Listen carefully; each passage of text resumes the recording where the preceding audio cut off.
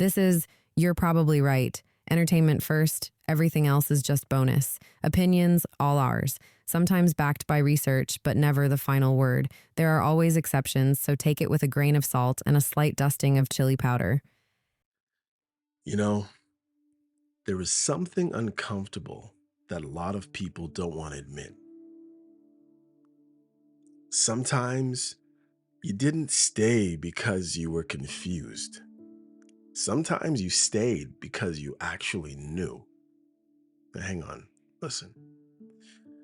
You knew something was off, didn't you? You knew the pattern wasn't right, the way they moved wasn't right. You knew the words and the actions weren't matching or congruent. You knew you were carrying more of the relationship than the other person.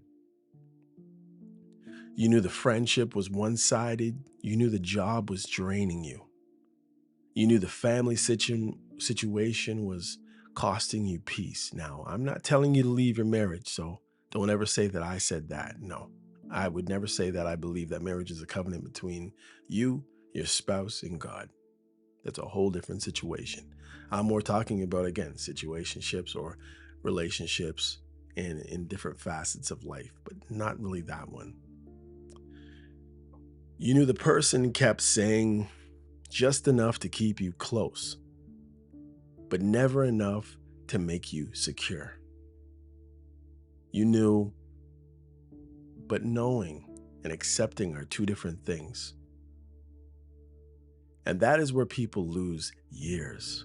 You see, they don't always lose years because they were blind. Sometimes they lose years because they were hoping reality would change before they had to accept it. And I think that is one of the hardest truths about life. Because when you look back, sometimes you want to tell yourself, I didn't know. But as I said, sometimes you lose years because you were hoping reality would change before you had to accept what was actually happening. But if you sit with it long enough, if you're honest, if you stop protecting the old version of yourself for 1 minute, you might have to admit something way, way deeper. You knew earlier than you want to admit. Maybe you didn't know everything. Maybe you didn't have all the language. Maybe you couldn't explain the whole thing. Maybe you didn't know the psychological terms.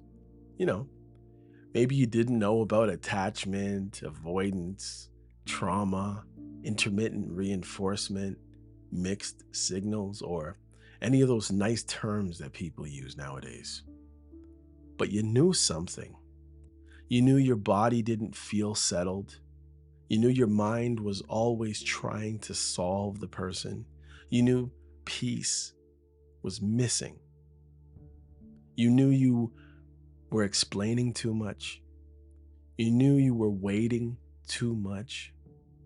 You knew you were lowering your standards one little piece at a time. You knew you were becoming somebody you didn't fully respect. Maybe you've said it to people and they didn't know what you were talking about. You say you felt like you weren't yourself in that situation. But you stayed. So the question is not just why did they do what they did?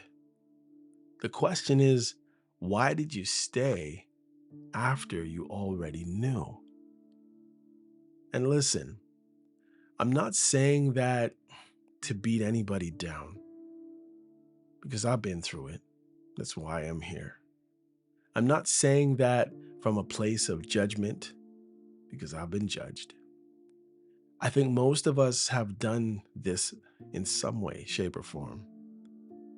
Maybe not in romance, or maybe not with a family, maybe with a job, or maybe a friendship, maybe with a dream, maybe with an identity, maybe with a version of life we thought was going to work even after the evidence started telling us that it wasn't. But I want to talk about honesty, honestly, because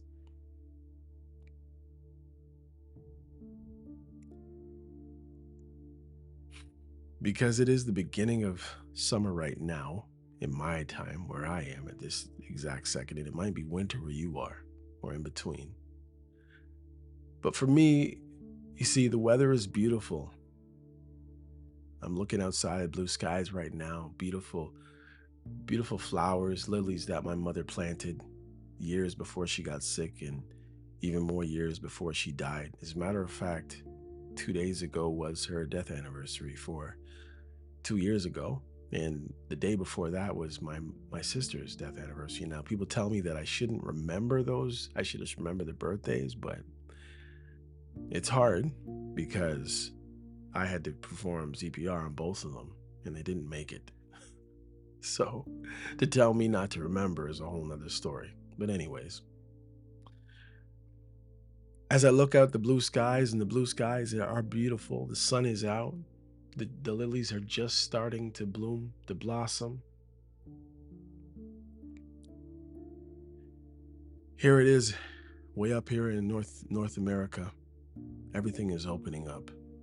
People are outside, people are traveling, people are posting pictures, people are smiling at barbecues, people are acting like everything is light. But some people aren't really feeling that summer vibe. Some people are sitting in beautiful weather with heavy spirits. Some people are looking at sunshine through windows, as I am here, and still feeling like something inside them is stuck in winter. And sometimes it's not because life is completely terrible. Sometimes it's because they are still attached to something they already knew is costing them too much.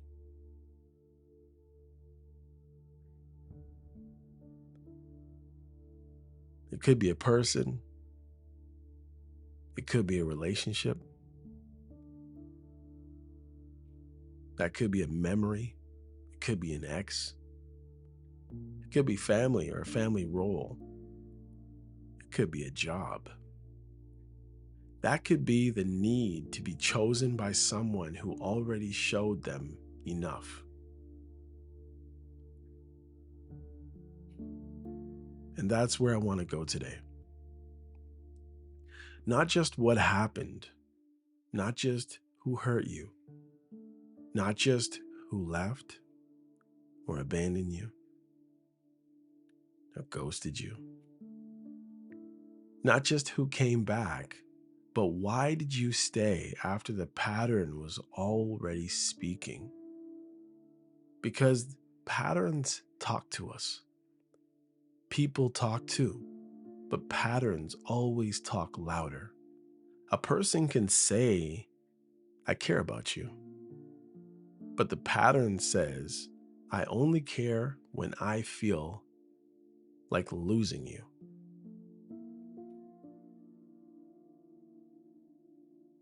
A person can say, I'm sorry, but the pattern says, I apologize when consequences show up, not when your pain actually shows up. A person can say, I'm confused, but the pattern says, I like the benefits of your love without responsibilities of actually having to choose you.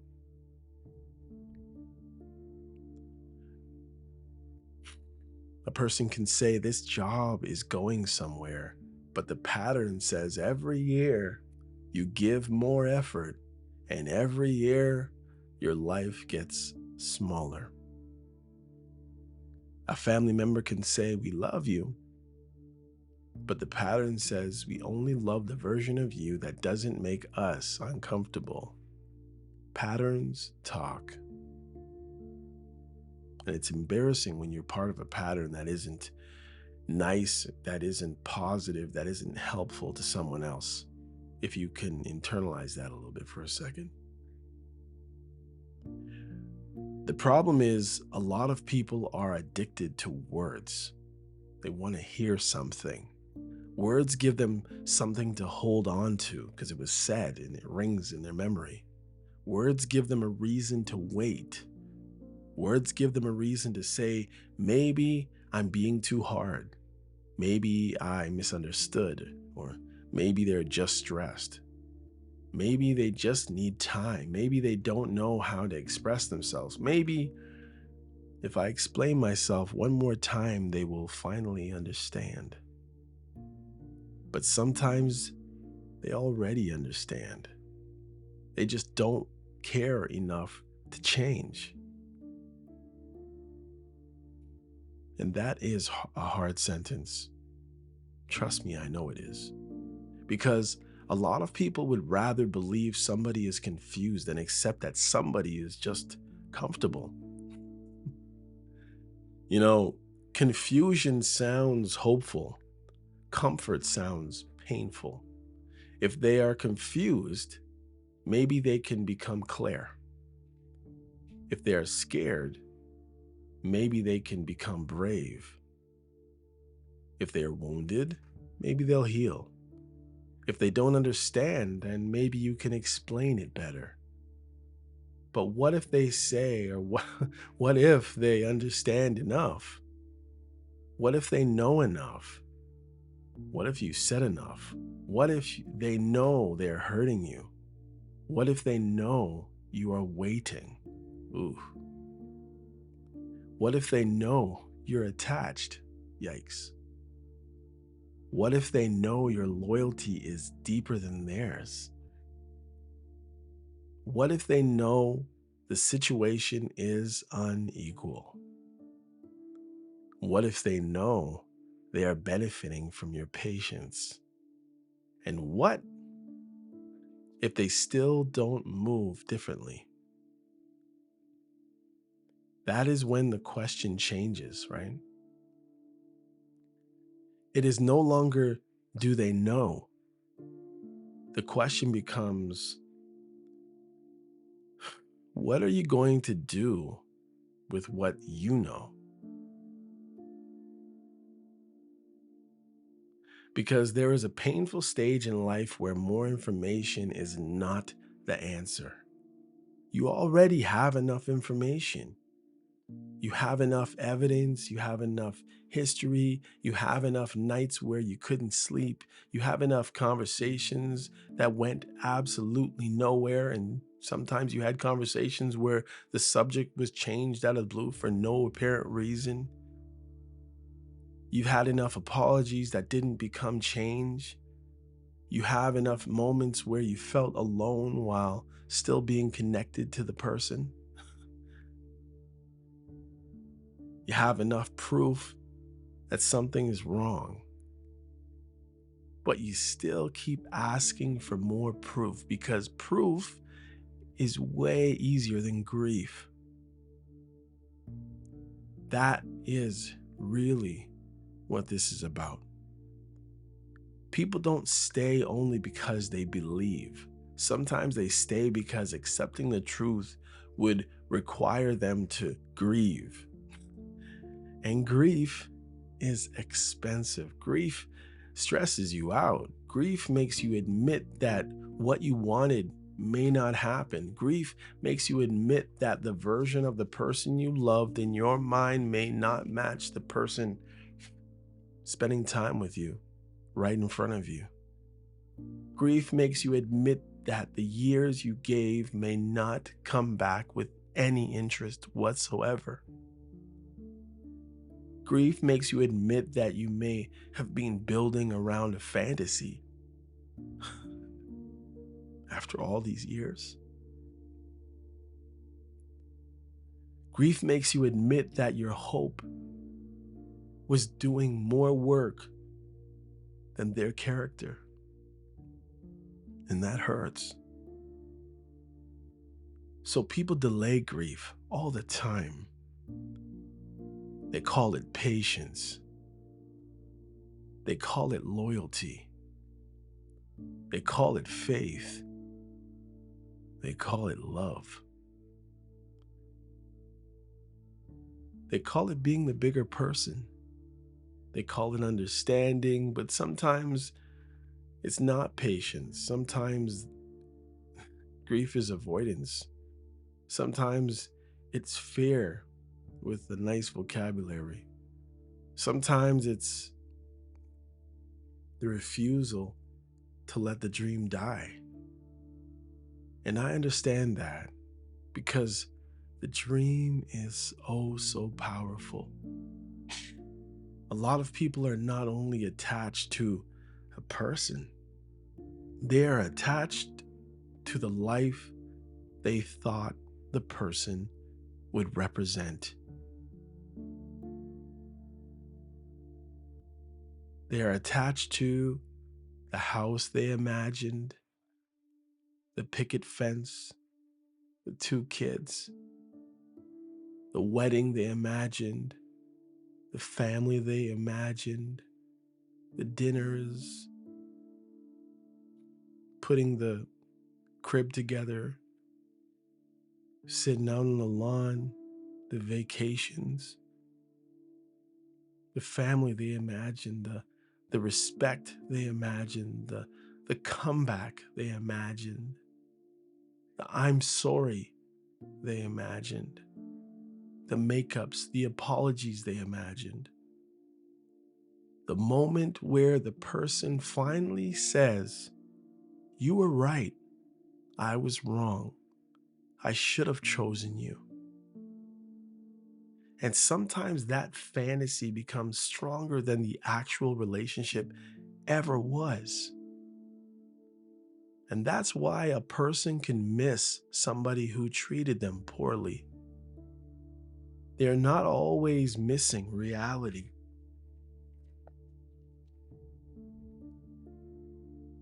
They are missing possibility. They are missing the version of the story that never happened, but they thought was going to. They are missing the emotional movie they kept playing in their head. They are missing what it would have meant if the person finally became who they needed them to be. And that is why letting go is so hard. You are not only letting go of them, you are letting go of who you hoped they would be and become. You are letting go of the version of yourself who believed it would work. You are letting go of the idea that your suffering was going to be rewarded one day. You were letting go of the belief that if you loved hard enough, gave enough, forgave enough, waited enough, and understood enough, life would eventually pay you back. But life doesn't always work that way. Life isn't always Disney. As a matter of fact, most of the time it's not. Sometimes the reward for finally seeing clearly is not that the person actually changes. Sometimes the reward is that you stop losing yourself and you finally realize what you already knew. And that may not feel like it at first. It might not feel enough at first at all. Because when your heart is attached, right, you don't just want peace. You want the story fixed. You want the person to understand. You want the person to come back different. You want them to say the thing. You want them to finally see the damage they caused. You want them to regret it, and you want them to feel what you felt. You want them to scale the balance. But healing doesn't always come with a balanced scale. Sometimes healing begins when you stop waiting for the person who hurt you to become the person who explains the lesson.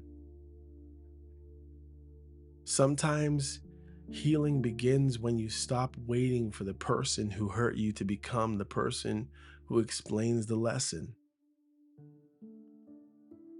And that is a big one. Some people are stuck because they want the person who confused them to provide some clarity. But well, what are you going to do? Or what would you do if it never comes? Just think about it if you're in that situation now. But why would the person who benefits from your confusion rush to give you clarity when they know they got you hooked like a fish? Think about it. If your uncertainty gives them access, right? Why would they hurry to remove it? If your hope keeps you available, why would they hurry to tell you the truth and dash those hopes? If your loyalty keeps them comfortable, why would they hurry to make a decision? If your forgiveness keeps resetting the relationship, why would they hurry to become accountable for anything? Some people don't need to trap you with a lie. They just need you. They just need to let you keep hoping. That's it.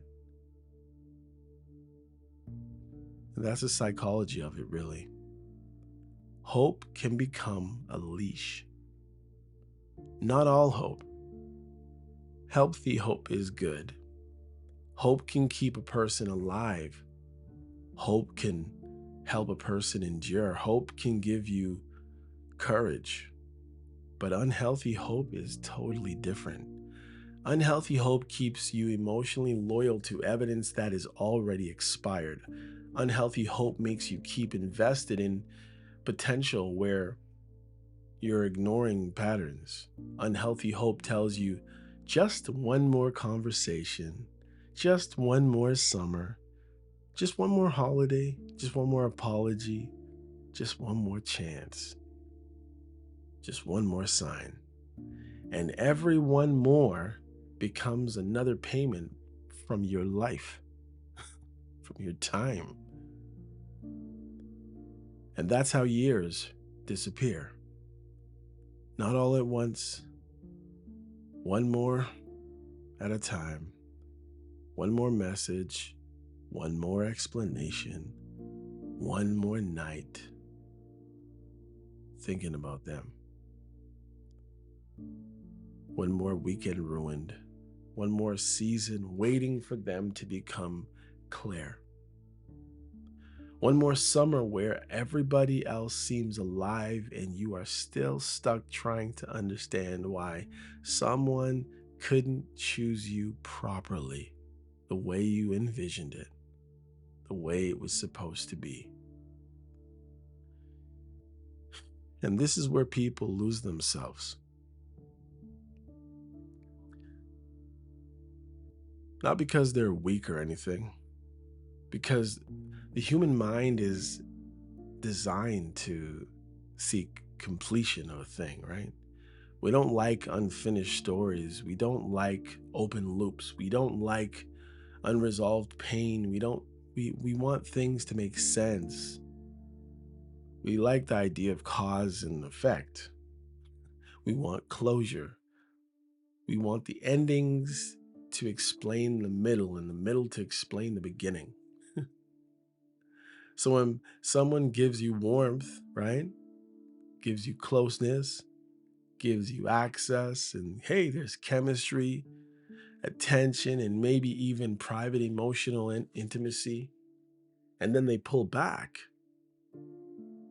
disappear, become cold, or act like it wasn't that serious. Your mind goes into an investigation mode forever on end.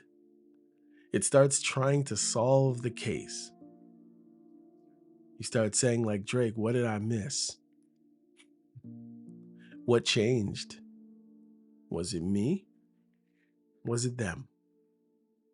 Was it real? Was I used? Did they know?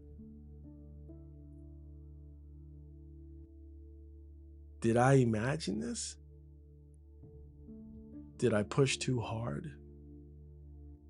Did I not say enough? Did I say too much? That investigation can turn into some serious rumination. And sometimes people think rumination means you're crazy. No. Sometimes rumination means your mind is trying to finish an unfinished emotional equation. It's very difficult.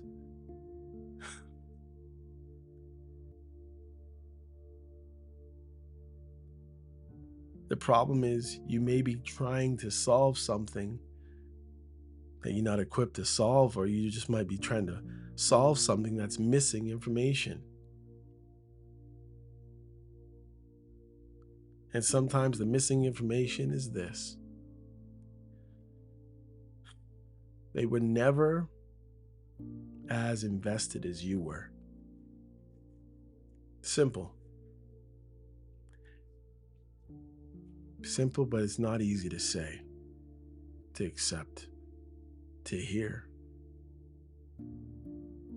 But it can explain a lot. Because if you were building and they were only enjoying, then the whole story looks different. If you were attaching and they were receiving, the whole story looks different. If you were sacrificing and they were only benefiting, the whole story looks different. If you were hoping for commitment and they were only enjoying access, the story looks really different. And maybe somewhere inside you, you may not have wanted to call it that, really. You may not have wanted to say it out loud. You may have wanted to somehow soften it. Maybe you just wanted to say it was complicated. Makes it easier, right? But you knew something didn't add up. You knew something was costing you a lot more than it should. You knew something was taking more from you than it was giving back.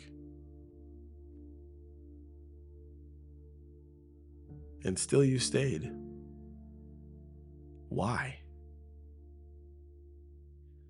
Well, there are several reasons. First, people stay because of investment. The more you give, the harder it becomes to leave. That sounds backward, but it's true. Let me say it again. The more you give, the harder it is to leave. You would think the more a person hurts you, right? Well, the easier it is to leave. But sometimes the more you invest, the more you feel like leaving would make all of that investment totally meaningless. You stay to protect the meaning of what you already gave. You stay because you don't want to admit you gave your best to the wrong person. You want that wrong person to become the right person so you can wrap everything up in a nice tight little bow and make it all Disney. You stay because you don't want to admit that the time is already gone. You stay because you don't want to admit that the person you defended may have been exactly who they were showing themselves to be. That is not love at that point. That is emotional accounting. You are trying to get a return on an investment that may have already been bankrupt. Second, people stay because of identity. Sometimes the relationship becomes part of who you think you are, defines you at some level. So you're loyal, right? You're the understanding one. You're the forgiving one, the patient one, the Christian one. Turn the other cheek one, the mature one, the one who doesn't just give up, the one who sees the good in people. Those are not bad things. But any good quality can become dangerous if it becomes attached, or sorry, if it comes becomes detached from wisdom. Loyalty without wisdom can make you loyal to people who are actually just destroying you. Forgiveness without boundaries can keep giving access to people who haven't changed and who don't deserve it. Faith without discernment can make denial.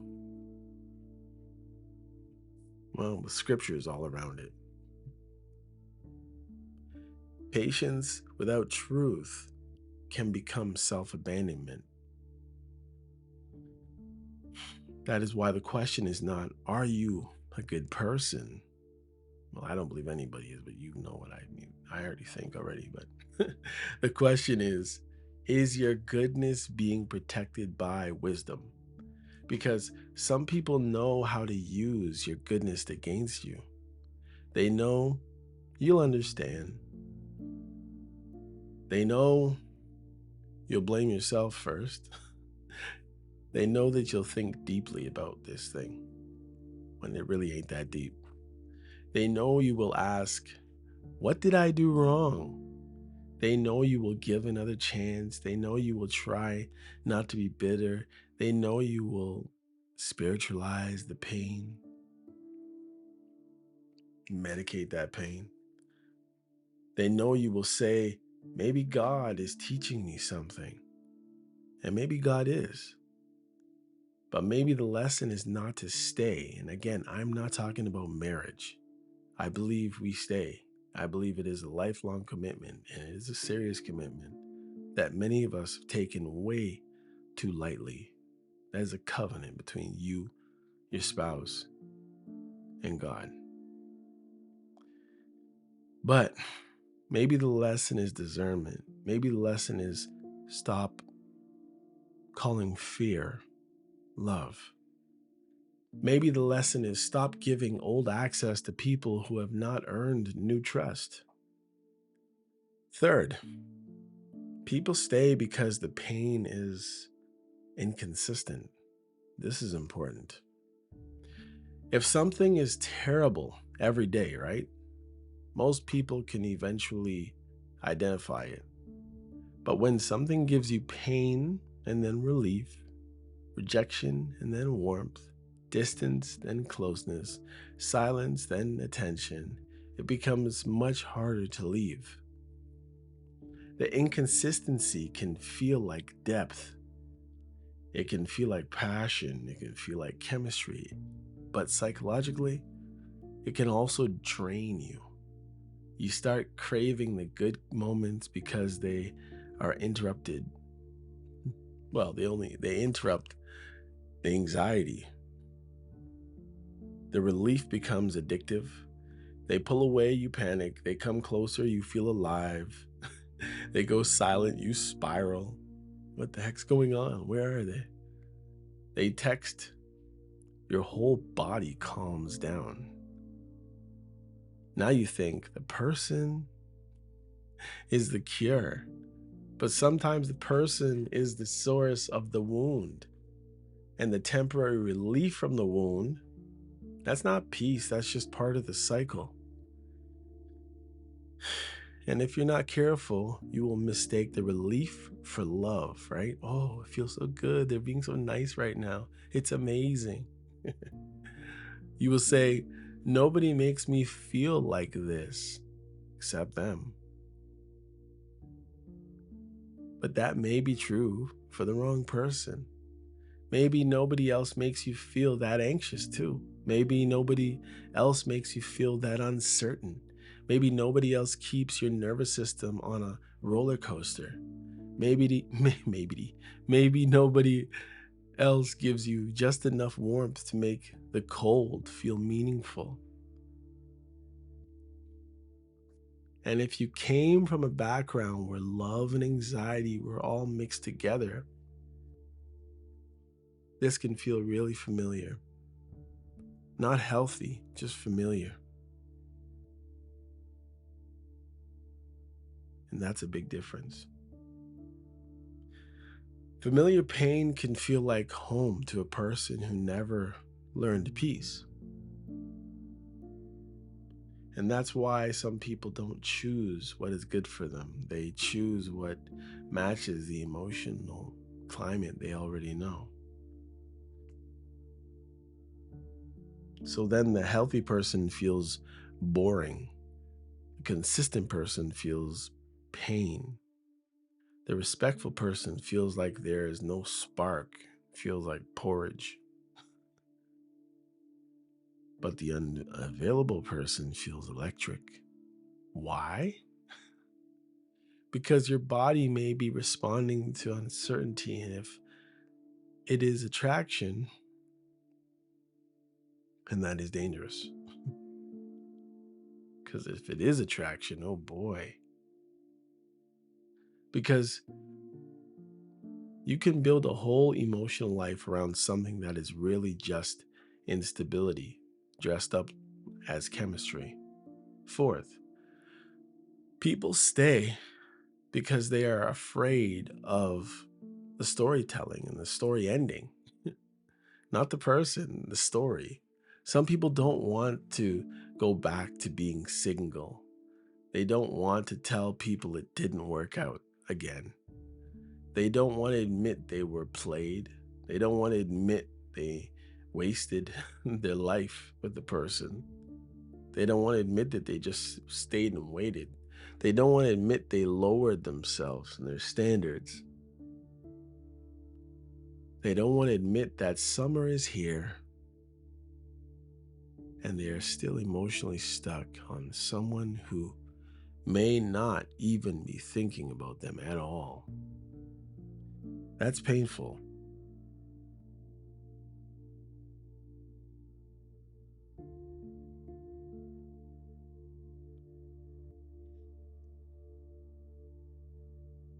Yeah, so painful. So they keep the story alive in their mind. They say, maybe they'll come back. Maybe they'll reach out. Maybe they'll realize everything finally. Maybe they'll see me differently. Maybe when they see me happy, they'll regret it, right? Maybe when I glow up, they'll know. Maybe if they see me with someone else, they'll get it. Maybe when life hits them, they'll remember me. But listen, be careful spending your life waiting for someone else's regret. Their regret is not a life plan. Their regret doesn't guarantee that you'll be healed.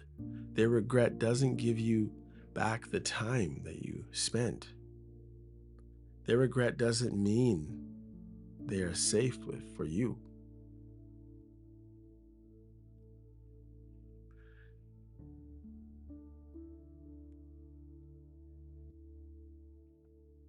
Their regret doesn't mean they've changed.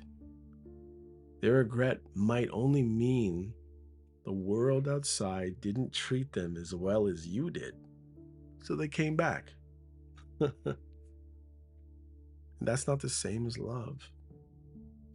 And you have to know the difference when it's happening. That's why I'm doing this. Some people don't come back because they love you. Some people come back because they lost access to what you provided. Comfort, attention, gifts, warmth, forgiveness, physical closeness, emotional labor, validation, money, a place to land, a soft place to be, a warm spot, a soft place to be selfish. And if you don't know the difference, you might get pulled back into something like that and get pulled in with a nicer introduction.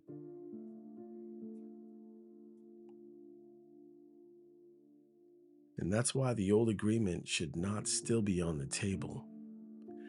Yesterday's access is not.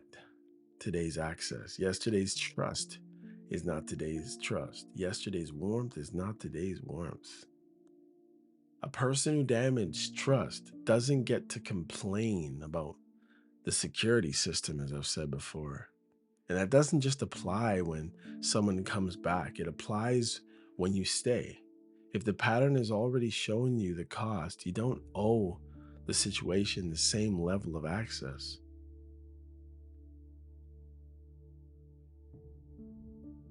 You don't owe the person the same emotional availability. You don't owe the job your whole spirit. You don't owe the family system your silence. You don't owe them the dream your entire future if the dream is no longer connected to truth. Because access has to be earned. And sometimes people want old access without new accountability. They want to come back to the same version of you that didn't know better, but now you do. But that version of you may not exist anymore. Or at least it probably shouldn't. Because if pain has taught you something, then the new you has to honor that lesson that you learned. And that's where people get stuck. They go through pain, but then they don't let the pain educate their boundaries. They just suffer in return, suffer in return, cry in return, pray in return, complain in return. Tell himself, never again, and then again. And now, I get it, I know that sounds harsh. But sometimes we have to tell the truth plainly. You can be hurt by someone once because they deceived you, but if you keep returning after the pattern is clear, now the question has to include you. Not to blame you for their behavior. Their behavior belongs to them. If they lied, they lied. If they use you, they use you. If they manipulated you, they manipulated you. If they played games with you, they played games. That's on them. But your healing has to ask, why did I stay available for someone that kept showing me what everything was?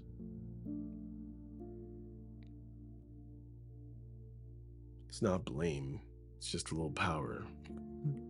Because the whole story is only they hurt me, then your future depends on nobody else hurting you. But if the story becomes, I need to understand why why I ignored what I knew, then your future becomes more protected because you're now paying attention.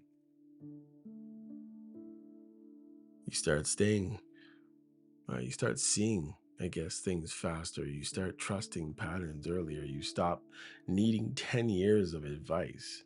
You stop giving full access to half committed people. You stop treating mixed signals like a mystery when they might be the answer. And maybe that is one of the biggest things people need to hear. Mixed signals are not always confusion. Sometimes mixed signals are messages. Sometimes the mixture is the truth. The warmth is true. The distance is true. The attraction is true. The lack of commitment is true. The care is true.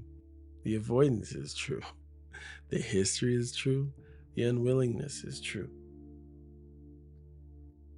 People want to pick the part that gives them hope, but maturity asks you to read the whole pattern. Not just a sweet text. Hey, how you doing?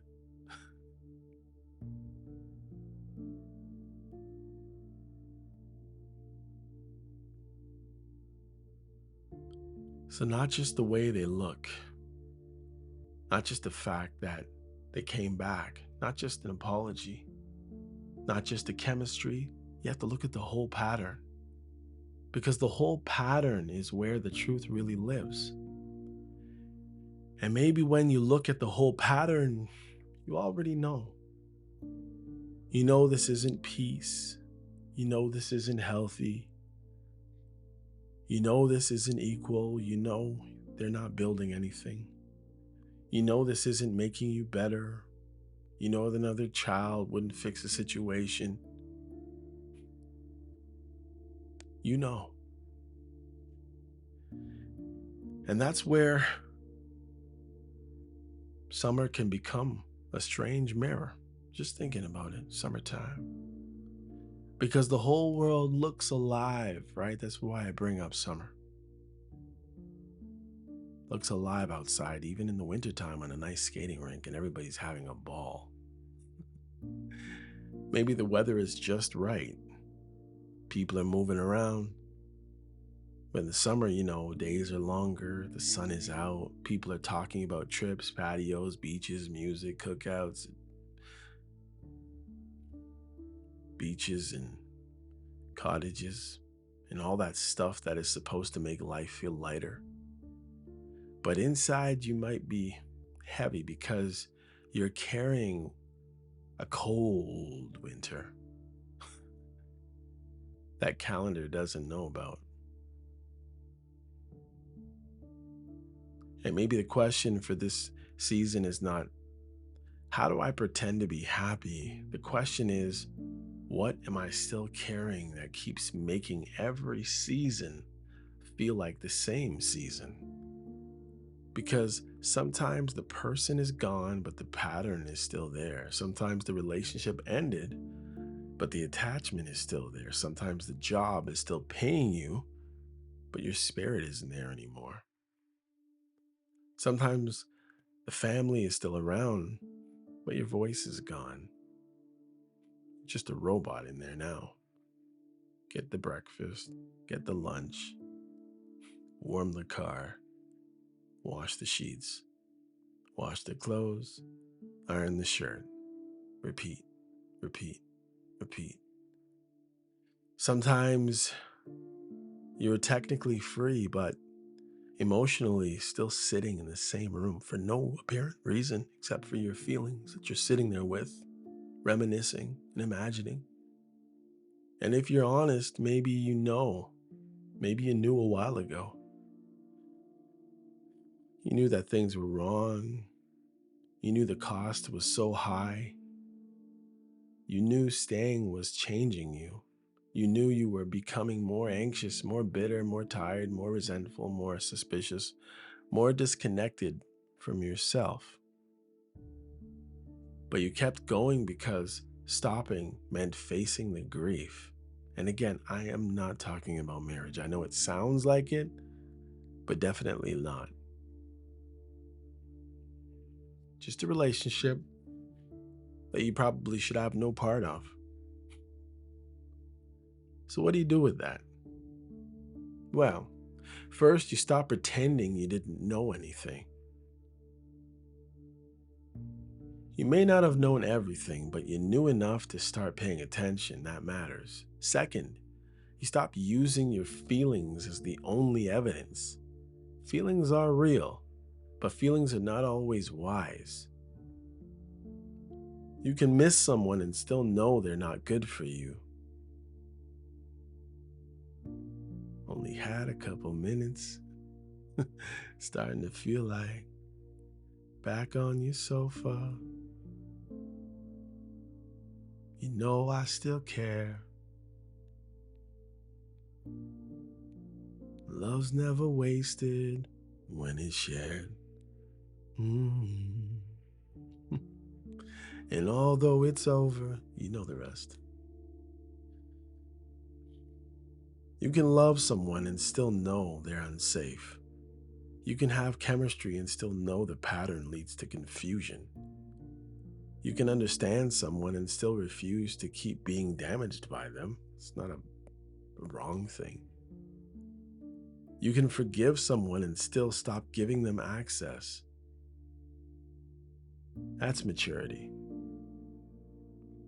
Not pretending you feel nothing, but refusing to let feelings become the ruler of your life. Third, count the cost. Not just what you get from the situation when it's good, what it costs. What has it costed? Cost you your peace. It's costed your health. It's costed your self, your dignity, your confidence. What has it costed you with your relationship with God? What was the time costs?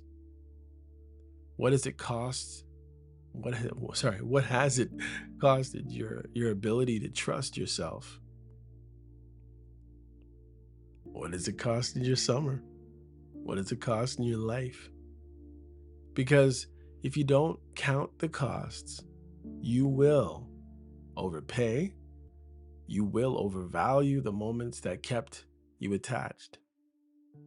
A good memory can hide a bad pattern. A beautiful moment can make you forget months of madness and confusion. One apology can make you forget repeated disrespect. One night of closeness can make you forget weeks of distance. So count the costs. Fourth, ask what you are really afraid of. Why are you really afraid to grieve? Are you afraid to grieve the person, or are you afraid to grieve the dream? Are you afraid to grieve the relationship, the respect, the social status, the time, the job, the paycheck? Or are you afraid to grieve the identity it gave you, right? Are you afraid to grieve the family role, or are you afraid they won't love you if you stop performing? That is the real answer, maybe. Because sometimes you're not staying because of love. Sometimes you're staying because you don't want to face what leaving will expose. Leaving may expose that you were lonely, you were desperate, that you were afraid to start over. Leaving may expose that you wanted to be chosen so badly that you just ignored yourself. Leaving may expose you built part of your identity around being needed by this person. Leaving may expose that you didn't trust your own value, right? Unless somebody else validated it. That's hard.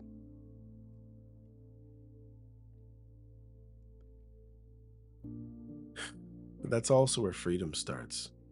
Because once you tell the truth, you can move differently.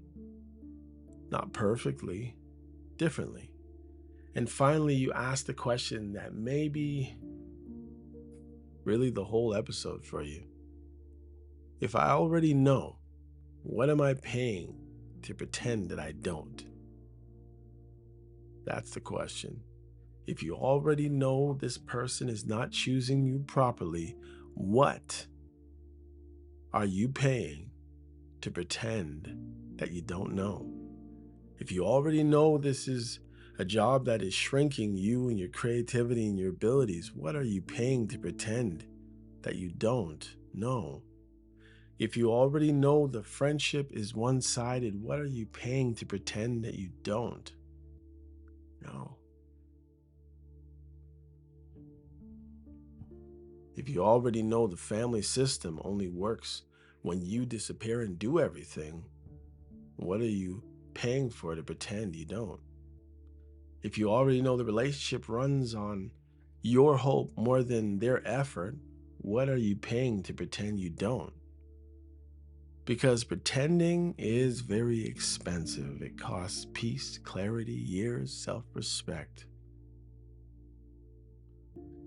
It costs the next thing that may have been better for you. You remember? It wasn't so exciting, but it was better for you. And sometimes it costs the version of you that was trying to survive. I think that's what matters because some people don't need another motivational speech, really, right? They don't need someone to tell them they're amazing or beautiful. They don't need another quote. They don't need another person saying, know your worth, as if knowing it automatically gives you strength to act like it. Some people need to understand why they stayed. They need to understand the mechanism. They need to understand the hope in the, total situation that became avoidance. They need to understand that intermittent warmth can become addictive. They need to understand that familiarity is not always love. It's just familiarity. They need to understand that being needed is not the same as being valued. They need to understand that mixed signals can become a trap because the mind keeps trying to solve that crazy math that you can't really solve. And although you got the goodwill hunting going, you might not be able to figure it out. Y'all need to understand that grief, avoidance, can look like loyalty. And once you understand, you can stop calling yourself stupid. You can start saying, yeah, I see what happened. I see why I stayed. I see why it was hard. I see why I kept going back. I see why I kept explaining. I see why the silence drove me crazy. I see why the little moments meant so much. I see why I wanted the story to end differently. But now I see it. I don't have to keep living inside of it.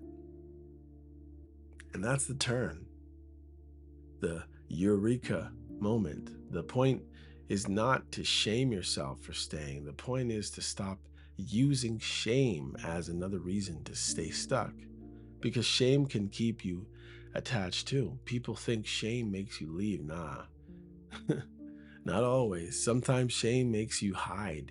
Shame makes you avoid telling the truth. Shame makes you protect the person because admitting that, well, it makes you look foolish. Shame makes you say, I can't believe I let this happen. Shame makes you keep the story private, and then private stories keep living in your body.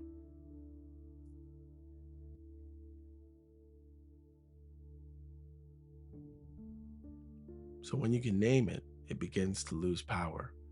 Not all at once, but some of it. You can say, I stayed because I was hoping. I stayed because I was afraid. I stayed because I wanted to, I wanted the story to mean something. I wanted it to turn into something wonderful. I stayed because I confused being needed with being loved. I stayed because I didn't want grief. Good grief. I stayed because I was waiting for them to become who I imagined them to have been able to become. I stayed because I didn't know how to choose myself without feeling guilty. And that kind of honesty is not weakness. That is where adulthood begins, real adulthood. Not age, not bills, not cars, not job title.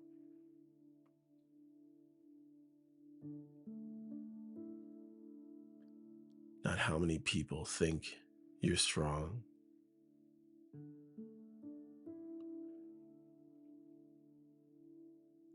Real adulthood is when you can tell yourself the truth without needing the truth to flatter you. And the truth may be this: you knew not everything, but enough. And now the question is, what will you do with what you know? Because for some of us, today, summer is here.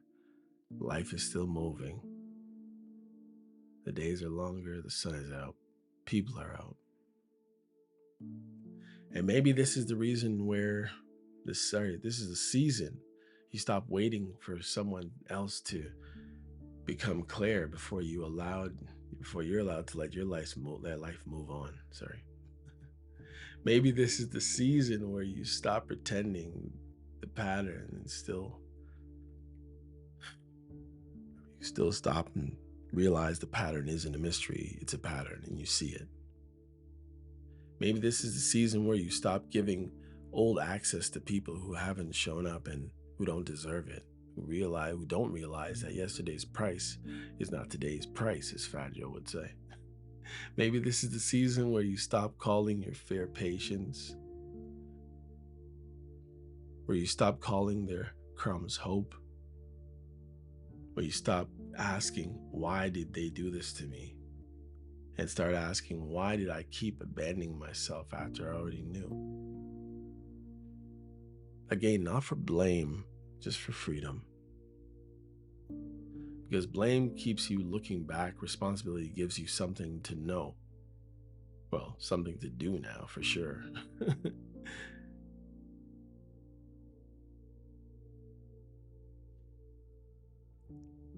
And that may be the difference.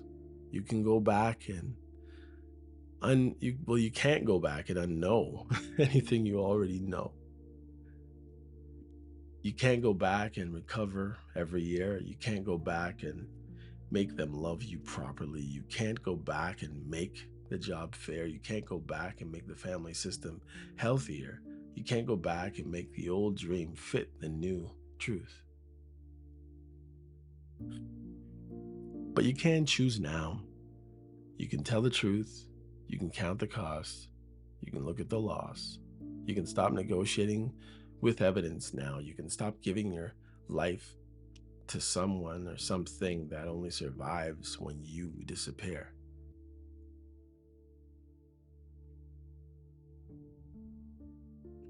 And maybe that's the answer to the question. Why did you stay? Because you're human, because you hoped, because you loved, and because you feared grief, because you wanted the story to work, because you wanted the person, the job, the family, the dream, or the situation to become what you needed it to be.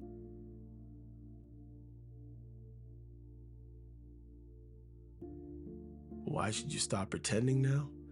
Because knowing and accepting are not the same thing, and your life is waiting on acceptance. Not perfect healing, not no pain, not no mercy, acceptance. The kind of acceptance that says, I can feel what I feel, but I don't have to keep paying for it with my life, blood, time. I can miss them, but I don't have to return. I can love them, but I don't have to stay available. I can understand them, but I don't have to keep absorbing them. I can forgive them, but I don't have to reopen access to them. I can admit it mattered, but I don't have to keep making it my future. And that's freedom. It's not coldness, it's freedom. And maybe that is where I will leave it, I guess, guys. You knew something was wrong. Maybe not right from the beginning, but clearly and earlier. Didn't have the words to say it, but somewhere along the way, your peace started telling you, your body started telling you, the pattern started telling you, the silence started telling you, the anxiety started telling you, the way you kept shrinking started telling you, the cost started telling you. And maybe, the question is no longer, did I know? Maybe the question is, am I finally ready to stop pretending that I didn't? Because sometimes the life you are waiting for is not on the other side of the mountain or over the green grass on the other side. Maybe it's not waiting on the other side while they change. It is on the other side of you accepting what you already knew. And if that feels a little too familiar, then yeah, you're probably right. Take care, y'all. Hey, come check out You Probably Right podcast. Society is getting more unpredictable every day, but at the same time, predictable in its unpredictability. Say that 4 times real fast. Come with me as I attempt to find clarity in all the fog while staying way outside the box and kicking the box way down the road with my size 12 ducks. I use the Bible, experience, education, fortune, misfortune, life's lessons, life's mistakes to sort through all the mess. I talk about news, God, God, self help, sports, sickness, health, music, parenting, love, humbleness, hurt, pain, joy, and all the things that might make you say, I never thought of it that way. Hopefully, anyway. Also, I take a stab at answering tough and not so tough questions, and all the while understand that, listen, sometimes you end up in the hot seat and there's no thermostat. Well, that's how it is here. And because there's no topic, very few topics off the table, Torontonians will understand that Doug Ford reference there. Hopefully the podcast will be helpful and uplifting. And hey, maybe you'll find your own private Idaho here somewhere. Hope to see you soon.